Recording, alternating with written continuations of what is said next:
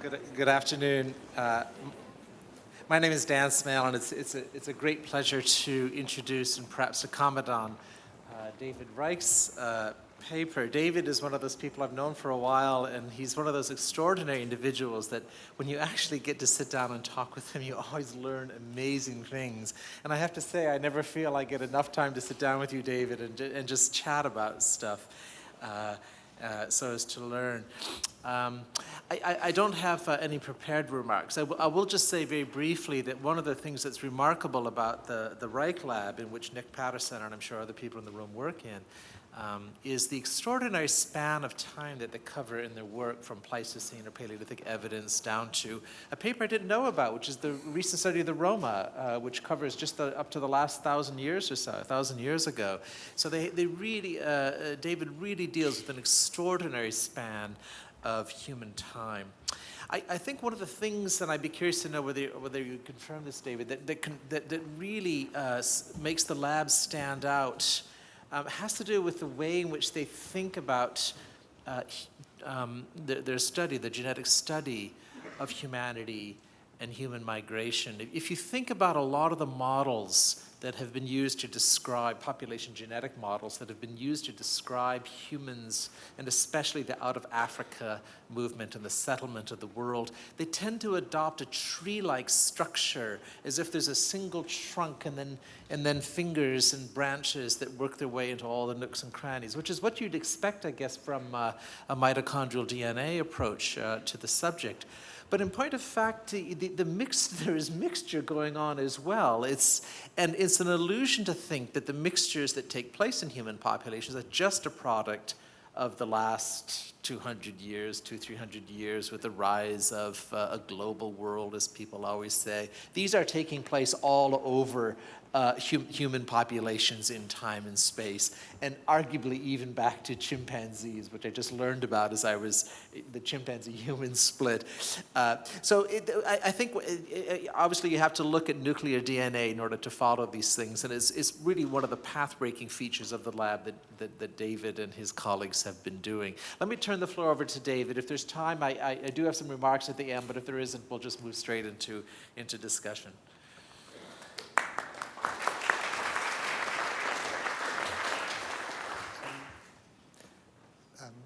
Thank you, Dan.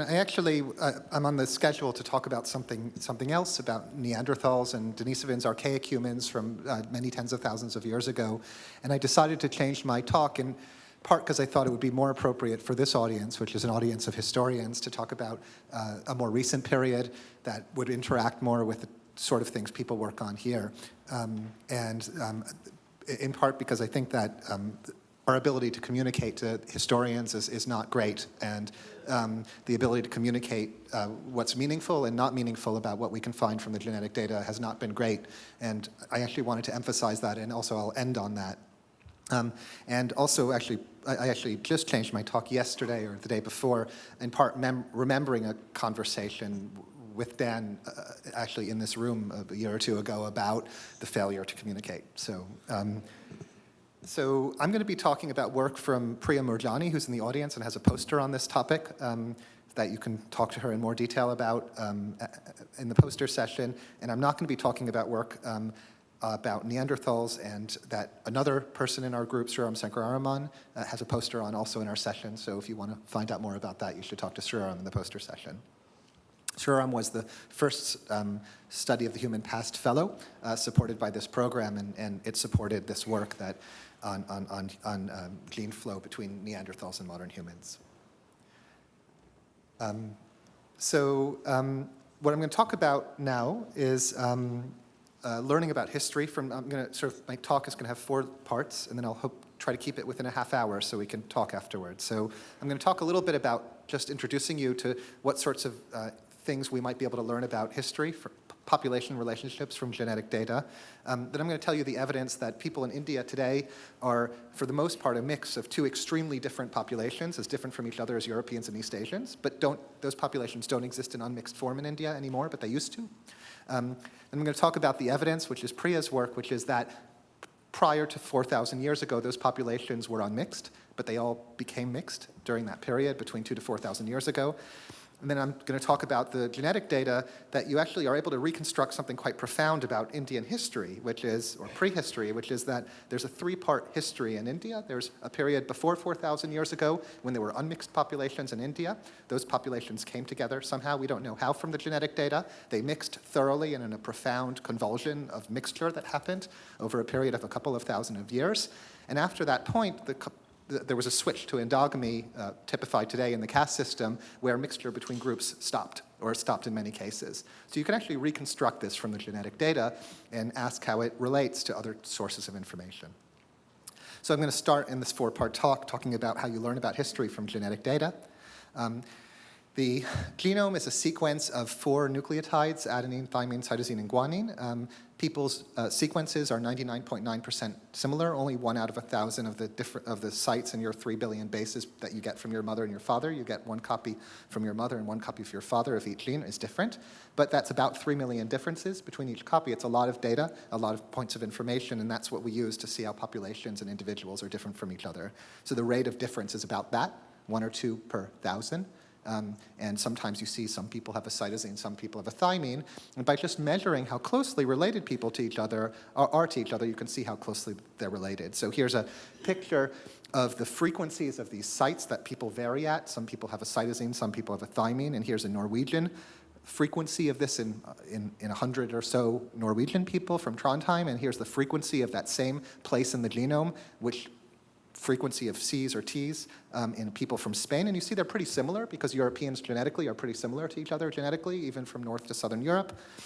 People from West Africa and people from Southern Africa are very similar to each other genetically for the most part because of the Bantu expansion of the last 5,000 years, which carried West African genes throughout Africa. Chinese and Japanese are a little less similar genetically than either of these pairs of populations. Nigerians and Pygmies, also from Central Africa, are quite genetically different. Their frequencies are scattered because the populations, despite being perhaps not as far from each other as the Shona from Zimbabwe and the West Africans from Nigeria, they actually are genetically more separated for a longer time. Europeans and Chinese are also genetically quite differentiated due to historical differences. And if you plot South Asians, people from India, in this case a Brahmin population from a traditionally upper caste group, against Europeans and East Asians, it's in a middle way correlated to each of them. So you can actually measure how closely related people are. You can, for example, calculate, there's many ways you can compute different distances between populations, but you can ask, for example, if you line up one person's genome from a European population and one person from a Chinese population, how many differences are there? There's usually a little bit fewer differences between 2 individuals from the same population and 2 from a slightly different population. And based on this, you can cluster populations and how they're related. You build a tree, and this is a tree that's been built on not using that exact statistic, but using another statistic, forcing everybody into a single tree. You see the East Asians all clustered together for the most part. The Native Americans all cluster together, descended from a common ancestral Native American population. The West Eurasian populations tend to cluster together, and so on. The Africans sort of cluster together. And so this is sort of the type of information you get from this type of analysis. But of course, this doesn't take into account mixture events that have occurred. So now I'm going to talk about India, where there's a profound case of population mixture that I'm going to talk about that we can document very clearly from the genetic data. So Indian sort of studies of genetic variation have sort of scientifically been done on the basis of beginning with anthropometric variation, measurement of, for example, skeletal information or skull shape and so on. There's sort of quite extensive surveys of many, many endogamous ethnic groups in India from the beginning of the 20th century, followed by blood group and protein polymorphism data, genetic studies initially of the parts of the genome that are inherited from your mother and your mother's mother and your mother's mother. That's the mitochondrial DNA. The energy factory of the cell carries a genome that you always get from your mother, and the Y chromosome, which in men always comes from your father, so it traces the paternal lineages. But Indians have, in general, been left out of many modern genetic surveys. That's beginning to change finally with the 1,000 Genomes project that Pardis mentioned at the beginning. And that's in part due to economic reasons and in part due to reasons of classification of populations, where Indian populations have, in a lot of cases, been classified as somehow some kind of distant cousins of West Eurasians, of Europeans, because of a lack of clarity about how they're related to other populations. So I'm going to now tell you about the genetic evidence that Indian people are, for the most part, a mix of two highly differentiated populations. So in 2009, and we updated this in the work that Priya published this year in 2013, we've studied altogether 73 ethnic groups in India with about 7 or 8 samples from each group on average, at up to 500,000 of these places that differ amongst people in the genome, places where some people have a C and some people have a T. And here is sort of photographs of people from some of these ethnic groups from our initial study. And here is a color-coded map of where these samples come from different places in India. This is not a systematic survey of India, but it's a very diverse group of people in India. We oversampled groups that are from tribal populations outside the caste system, and we also tried to heavily sample people both from the north, from people who speak Indo-European languages, which are spoken by about 85% of people in India, and people from the Dravidian languages here in blue, who the majority of other languages in India. So the thing that we actually can do with the genetic data is you can take these hundreds of thousands of measurements that you make on each person, and you can actually just ask the genetic data without population and labels at all, how are these people related to each other? Who's closest to who, and how do they grade into each other? So you can use a dimension reduction technique like principal components analysis and just see how these samples relate to each other without using your population and labels at all. You collected them with population and labels, but then you only put the labels back on after the analysis is done. And this is what you see where, to make the picture simpler, we've collapsed all the samples from each population to a single average point. And what you see is the following. So in this plot, all the Indian populations, or most of them, have been plotted along with some outgroups, populations from outside of India, West Eurasians, like people from Iran or the Caucasus or the Middle East or from Europe, and East Eurasians, like Chinese people, or also people from Northeast India who speak Tibeto-Burman languages related to languages in East Asia. And what you see is those groups are quite distinct. But you also see a group of people in India, the Austroasiatic speakers, who speak sort of in little pockets in India, who are genetically distinct, consistent with the language being different. But the main pattern you see in India is this gradient of variation that points toward West Eurasia, with some people being genetically closer to West Eurasia on this picture, and some people being further, with the people who are closer speaking Indo-European languages, the people of the north of India, but with exceptions, and people who are further speaking Dravidian languages, people of the south of India, but with exceptions. And so this is sort of an observation that Nick initially made when he initially looked at these data, and we worked quite hard to try to understand historically what the underpinnings of this were. One of the things that's really striking immediately from these data is that all Indian groups that speak Indo-European and Dravidian languages, with very few exceptions, are on this Indian cline. So groups that are some Indian people or some people consider to be historically somehow from a different source, like the tribal populations, they're very much on this cline. They're withdrawn from these same ancestral sources of variation. They're from the same ancestral samplings of population, whether or not they're in the caste system. So what's the origin of this gradient of West Eurasian relatedness? So one possibility is that what you're seeing is some very deep structure of the ancient West and South Asian population, where there's very deep branches relating to a common ancestral population. And the Indian groups are the deepest part of that ancestry, and what you see in West Eurasia and Europe and the Caucasus and the Middle East is kind of far corner of that. And the gradient you're seeing goes from, say, left to right on this figure with the West Eurasians here, and you're just seeing a gradient corresponding to the different nodes on the tree. The other possibility is that what you're seeing is a mixture of a population related to West Eurasia on the one hand, and to some other population we haven't sampled on the other, and that people in India are on a gradient between those two populations. So we wanted to distinguish between those two scenarios. And the way we distinguish between those two scenarios is several ways, but one way to see this most viscerally is that you can actually do principal components analysis, the same dimension reduction technique that I told you about before, without using India at all. So what you do is you just use Europe, and this is a bunch of European populations, and this is East Asia, and you see how they're different from each other. On the first principal component, which separates these populations most efficiently, you see the difference between East Asia here and Europe on the other side. And on the second principal component, you see the separation between Southern and Northern Europe. And this is reflecting events that have occurred historically separating these populations. And what the principal components analysis does is that it constructs a mathematical combination of each SNP. SNP1 times 0.2 plus SNP2 times 0.3 minus SNP3 times 0.6 and so on. You get a mathematical sum that corresponds to the first vector and the second vector. And then you could see where the Indian populations fall on that sum. So what's very interesting about this is that this analysis is done entirely without using Indian variation. And if you think that Indian populations descend entirely from its common ancestral population, since splitting from these others, they should be all homogeneous here. So when you do this, they're not homogeneous. They spread out on a gradient with different levels of proximity to Europe and to West Asia.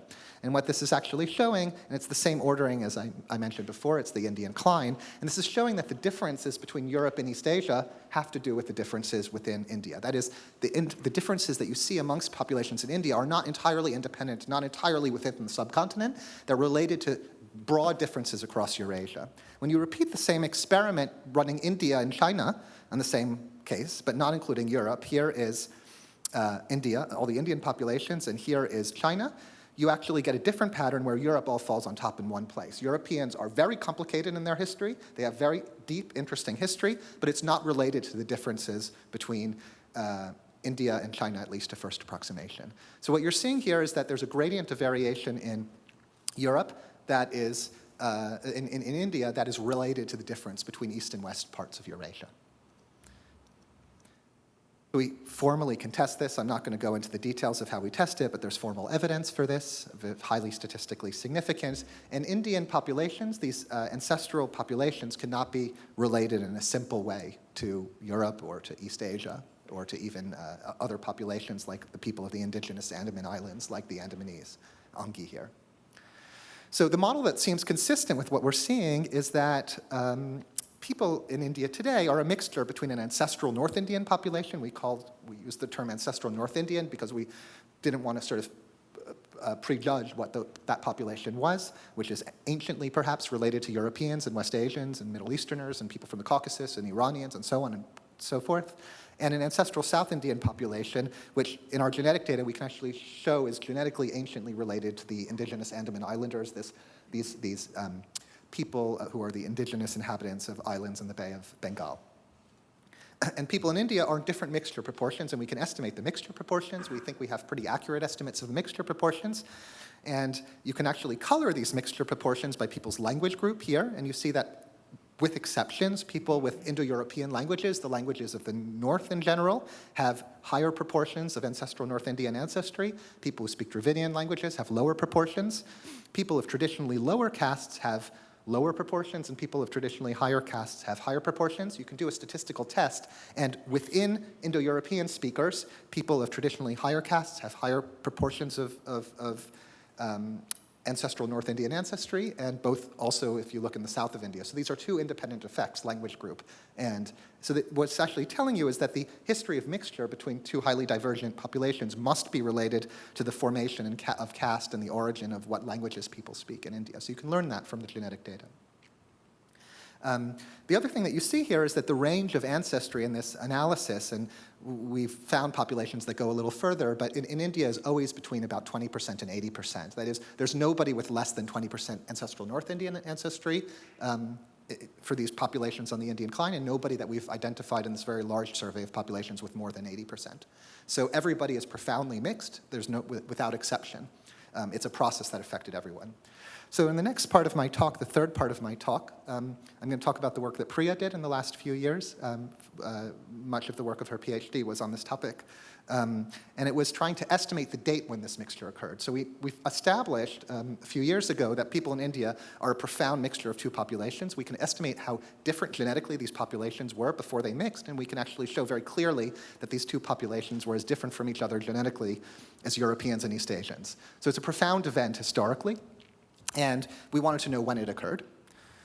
So we had a few guesses about what might have happened. Maybe this event is related to post-Ice Age migrations, maybe more than 12,000 years ago. Maybe this is the arrival of agriculture in India. There's evidence of agriculture in present-day Pakistan by 8,500 years ago, Mesopotamian agriculture. Maybe this is West Asians coming into India, beginning at that time, and mixing with indigenous people there. And maybe it's related to the rise of Vedic religion and the arrival of Indo-European languages, which perhaps occurred less than 4,000 years ago based on different interpretations of the linguistic and archaeological evidence and written evidence, or recorded evidence through the oral texts that were later written. So The tool we use to estimate the date of mixture is the fact that mixing between populations chops up the genome into bits that have a size scale that reflects the amount of time that since mixing happened. So to explain this, I'm going to use African Americans as an example. So African Americans are a more recent mixture of genetically quite differentiated populations, in this case West Africans and Europeans for the most part. And if you look at the ancestry of an African American person today, who on average is the result of 6 generations of mixing of African and European ancestry, you can paint 2 chromosomes. You have 23 chromosomes, one from your father and one from your mother, so there's 46 chromosomes, but one from each of your parents. So if this is, for example, 2 copies of your chromosome 3, colored in yellow for African origin, by which I just technically mean if you go back 100 generations where the ancestry of this bit of DNA comes from, it lived somewhere in Africa, or 100 generations ago it lived somewhere in Europe. So if you have one entirely African and one entirely European parent, you'll have one entirely African chromosome and one entirely European chromosome. But as you produce an egg or a sperm, you chop up your genome 1 or 2 chops per generation in these meiosis or recombination events, and you produce mixed chromosomes that you send to your offspring like this, which combine the genomes in new ways. You mix them every generation until today you have a mixed chromosome with these bits that reflect the number of generations of chopping that's happened. And by measuring the size scale of these bits, we can learn how long ago the mixture began to occur. That's what we do. This is an African American person's reconstruction, a real copy of someone's chromosome 11, and we can get pretty accurate reconstruction of where they have 0, 1, or 2, but in this case, this person never has 2 copies of European ancestry. So our dates in India correspond, depending on which population we look at, to 1900 to 4200 years ago. The estimates have quite a lot of error around them, but if you put them all together, they're not so much in error. I think it would be very surprising if the dates were very much older than 4200 years ago, and very surprising if the dates were very much younger than 1900 years ago, but this range may be an over-exaggeration of the actual true range of events because of the statistical error in these dates.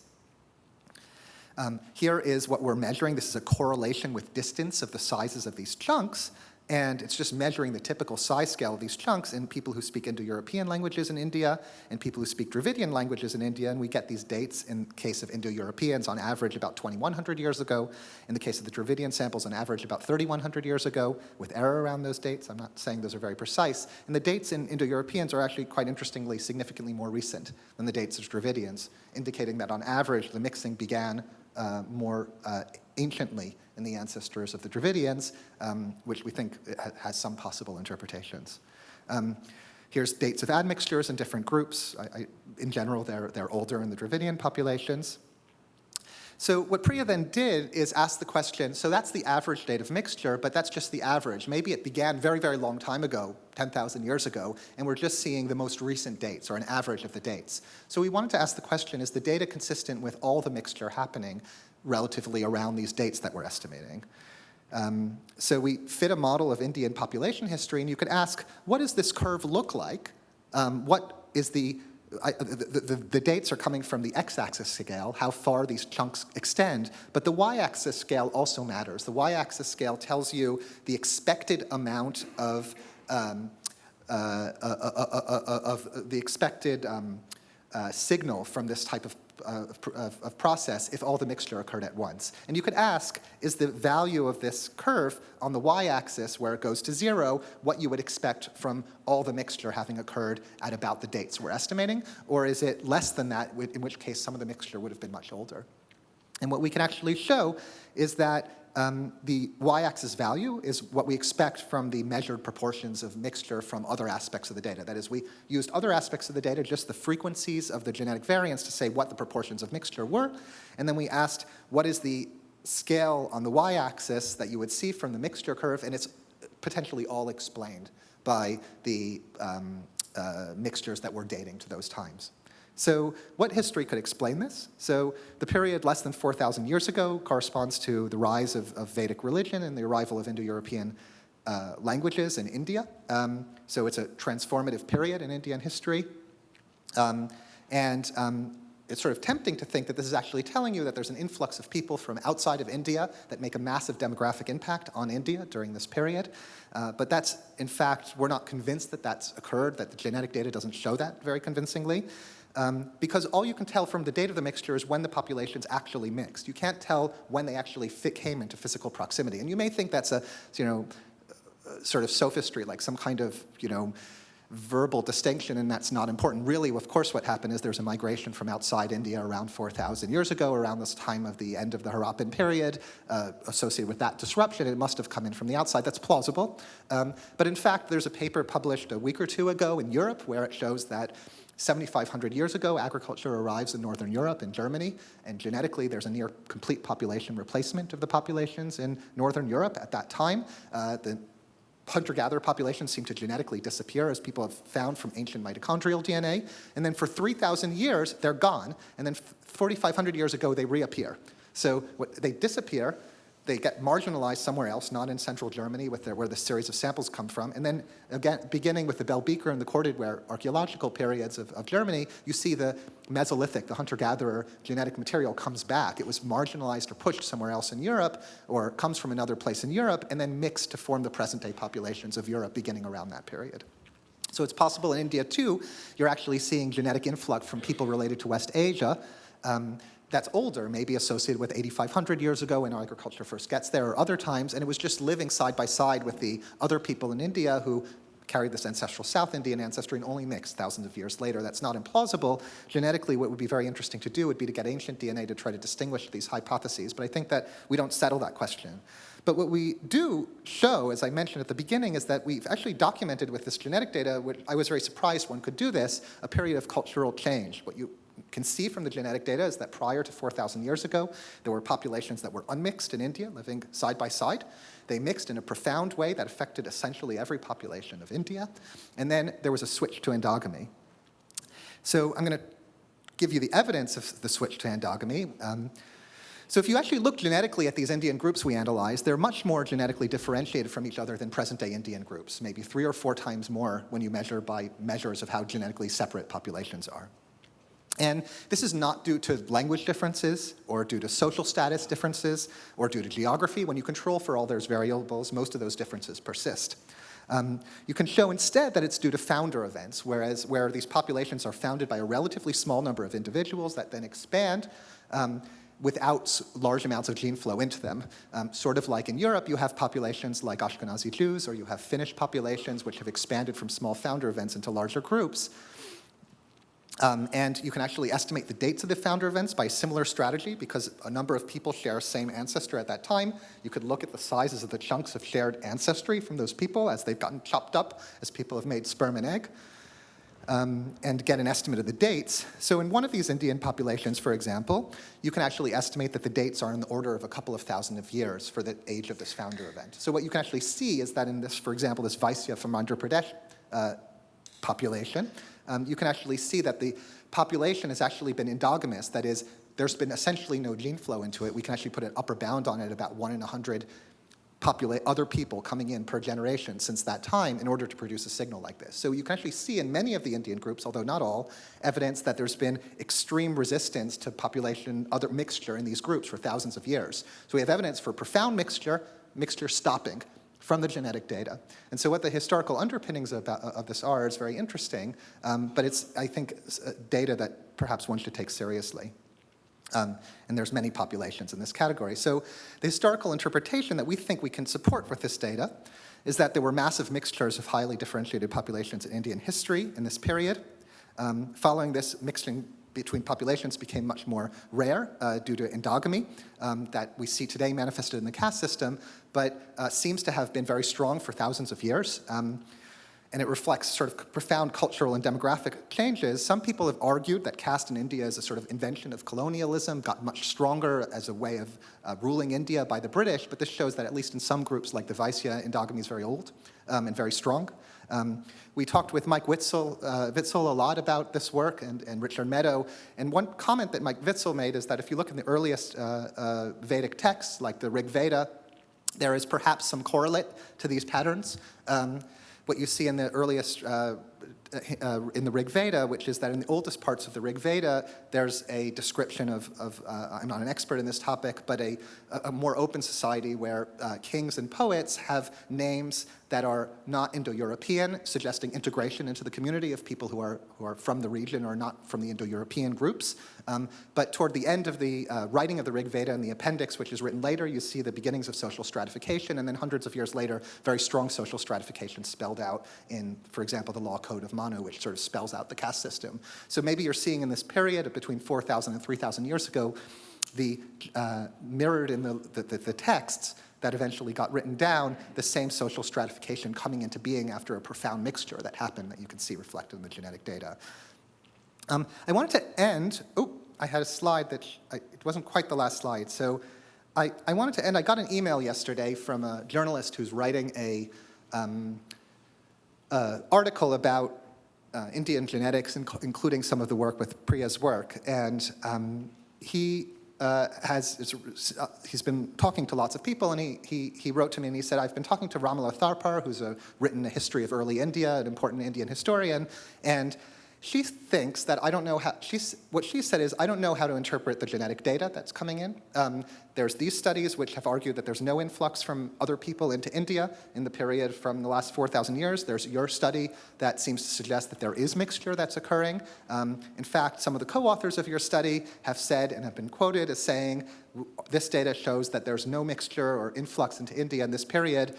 I can't trust any of these results. I can't understand any of these results. It's not meaningful. It's not useful to me. And so a challenge that we have is actually trying to communicate what we think are meaningful results from the genetic data in a way that's not over-interpreted to historians in a way that could be integrated with what people are doing. And so it would be useful to actually have input from this audience on that and to actually engage historians, because we feel in general that there's quite a big gap between history and genetics and difficulty of communicating. With archaeologists, the gap is much less, but with historians in particular, we have a lot of difficulty sort of providing data that's useful to that group. So, thanks.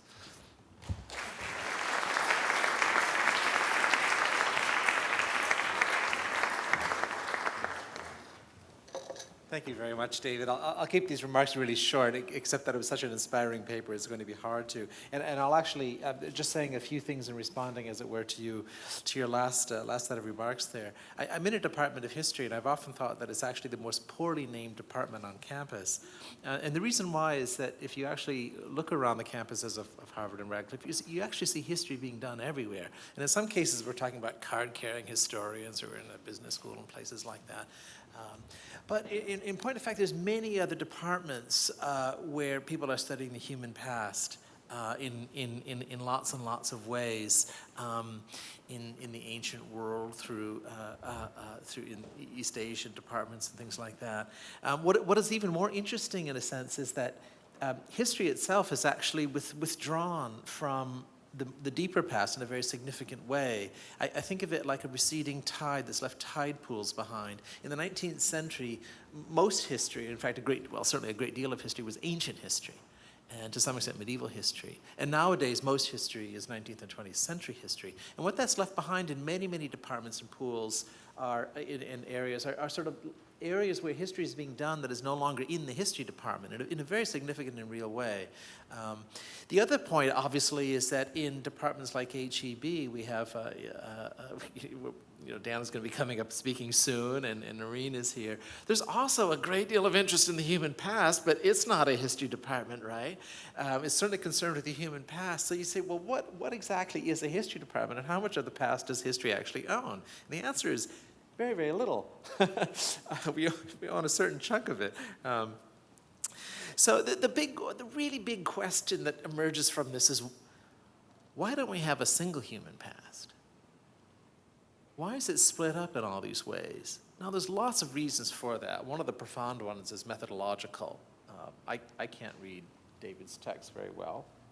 I've long since learned not to underestimate David, but I imagine that the stuff I'm working on now, 15th century Provençal records are in the original handwriting, is probably difficult for you to read too. So there are methodological reasons for carving up history into various different kinds of chunks. But the other more profound thing, which I won't say much on right here, but it's very important, is the way in which history itself accommodated deep time in the 19th century. Because what happened in that moment was a political decision to exclude large chunks of the human past from what came to be history departments because of the very real understanding that if it were presented as history, you'd receive pushback from people who believed in a 6,000-year time frame. And that's explicitly why a lot of these fields came to be known as prehistory. That was not an accident, it was a political decision. The people who named it prehistory understood exactly what they were saying. We don't want to challenge the terrain of the historian. I'll come back to this in just a minute, because I wanted to come back to this really important point about what is genetics doing for history. What happens when we align the stories that genetics is telling with the stories that history is telling? One of the really significant things is that it's confirming the stuff that we knew already. So in my field, and this is probably way out of date right now, but I've talked a bit about it with Nick. I've just been fascinated by some studies that have shown the three Berber haplotypes and the density of them in southern Europe. And there's really densities in places like Lucera in Italy, which we know was a place where, after the Muslim rebellion of the early 13th century, we know that there were Muslims from Sicily settled there. And also the evidence coming out about the Canary Islands is also extremely interesting. This type of evidence is extremely important. Mike mentioned this earlier because it actually shows you how much of the genetic evidence can be corroborated by the historical evidence. The kind of material that David went over here, in a way, is just the opposite. It's where there's a Grinching going on, where you're getting historians, perhaps with political commitments, which you didn't mention, perhaps with political commitments to certain interpretations, which are very real and honest ones, are making it difficult to see what genetic evidence is showing. The one thing I would suggest on this issue, I don't have any answers to resolve this particular one, but it seems to me that the first actually helps the second a lot, because if you eventually, as I hope you do, put together a book that surveys a lot of this, it's actually the juxtaposition of the evidence that confirms historical stories that's going to make the more challenging evidence more convincing. So I think single articles run this risk of raising hackles where the evidence that shows corresponding evidences would actually help confirm the accuracy of the conclusions one is making. The other really important thing, obviously, which I was going to say in the conjunction of the paper that David didn't give, is the enormous amount of material that the genetic evidence is doing, what it's doing to fill in the gaps of what we don't know, namely, with the Neanderthals and the Denisovans and things like that, which I won't say more about here. What I find really exciting about genetics, I have to say as a historian, is the way it provides a stable evidentiary frame for building a continuous story where the evidence itself doesn't change. And what do I mean by that?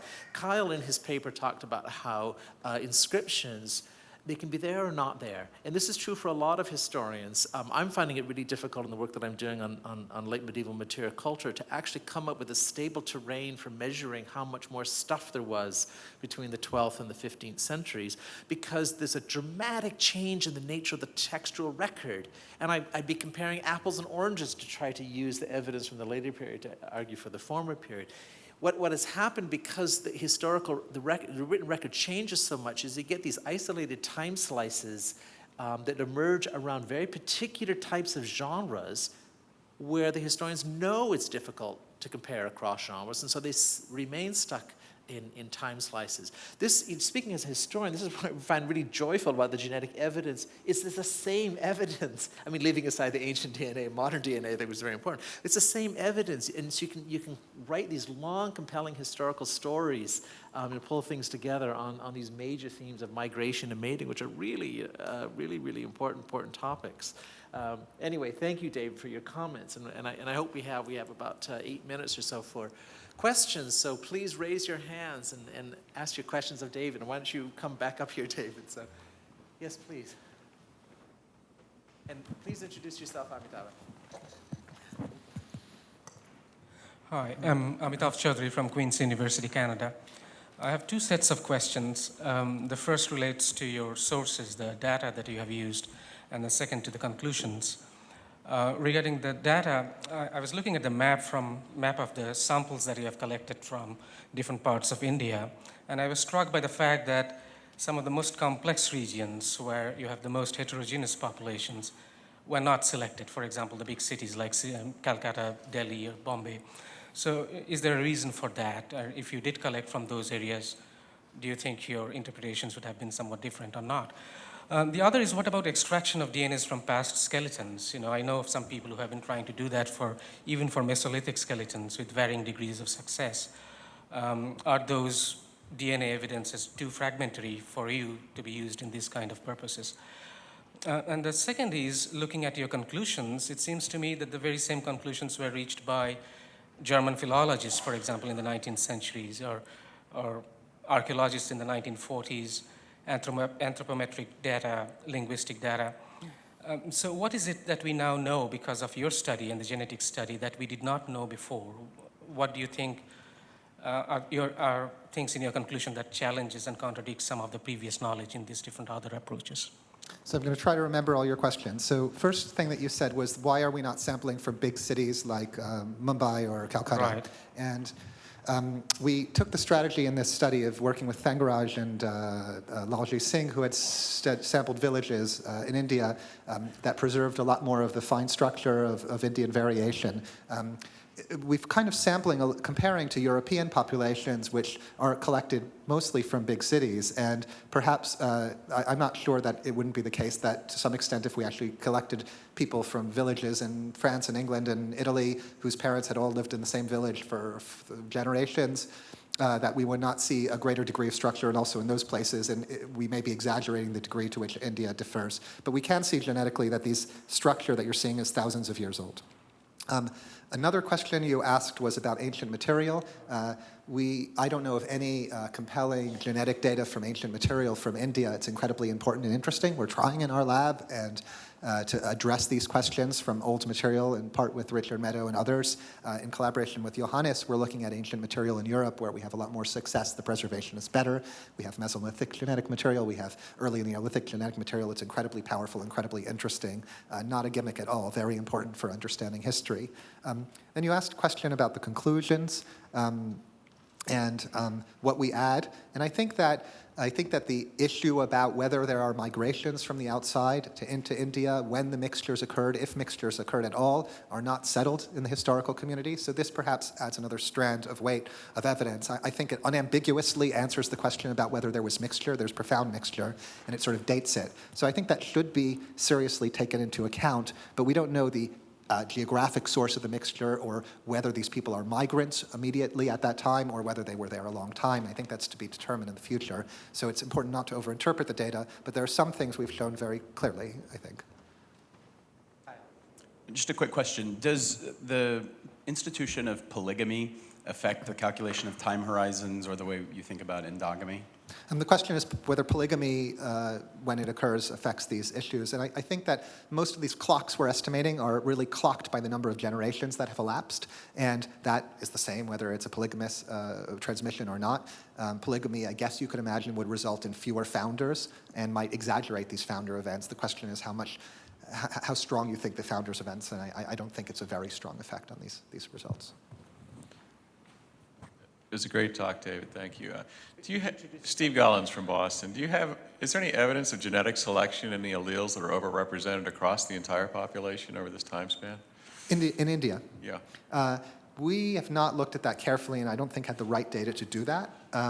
We have looked in African Americans quite hard. We have a manuscript about to be in submission where we've looked at 30,000 African Americans looking for evidence of natural selection for alleles, genetic variants derived from Africa or Europe since the mixture began. We see no evidence in African Americans to the limits of our resolution in a huge sample size, 30,000 people. So if there has been selection for genetic variants derived from one population or the other, it's extremely weak over that time horizon with a very powerful study.